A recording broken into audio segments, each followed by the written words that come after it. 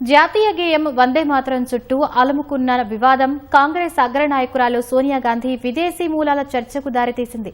వందే మాతరం పాడటాన్ని సోనియా వ్యతిరేకిస్తున్నారని ఆరోపించిన కేంద్ర మంత్రి కుమారస్వామి ఆమె శరీరంలో ప్రవహిస్తోంది ఇటలీ రక్తం అంటూ సంచలన వ్యాఖ్యలు చేశారు.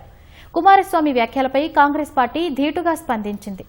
కుమారస్వామి నిరాశ నిస్పృహల్లో కూరుకుపోయిన వ్యక్తి అంటూ కౌంటర్ ఇచ్చింది.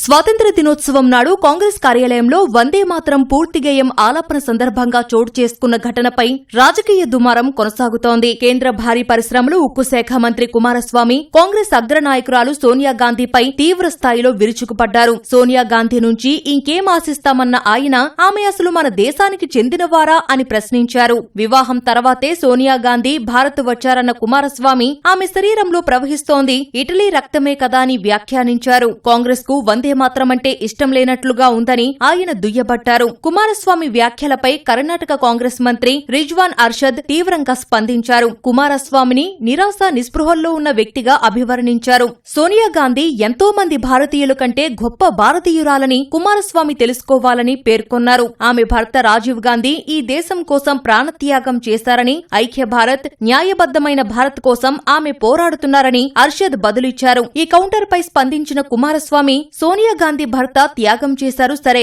మరి ఆమె ఏం త్యాగం చేశారని ప్రశ్నించారు. సోనియా జాతీయ గేయాన్ని అవమానించారని, ఆమె భారతీయురాలు కాదు ఇటలీకి చెందినవారని, అందుకే భారతీయ మనోభావాలను వ్యతిరేకిస్తున్నారని కుమారస్వామి పేర్కొన్నారు.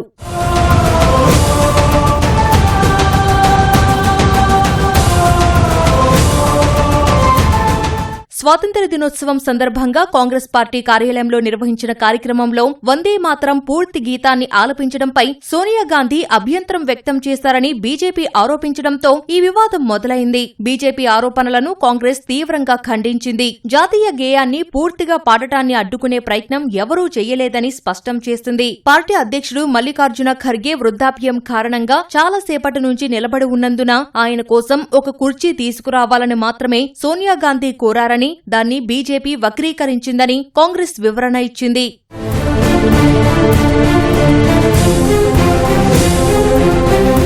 స్వాతంత్ర్య దినోత్సవం సందర్భంగా కాంగ్రెస్ పార్టీ కార్యాలయంలో జరిగిన ఘటనపై ఢిల్లీ పోలీసులకు ఓ న్యాయవాది ఫిర్యాదు చేశారు. సోనియా గాంధీ, రాహుల్ గాంధీపై ఎఫ్ఐఆర్ నమోదు చేయాలని ఫిర్యాదులో కోరారు. ఈ ఫిర్యాదుపై విచారణ జరుపుతున్నట్లు ఢిల్లీ పోలీసులు తెలిపారు.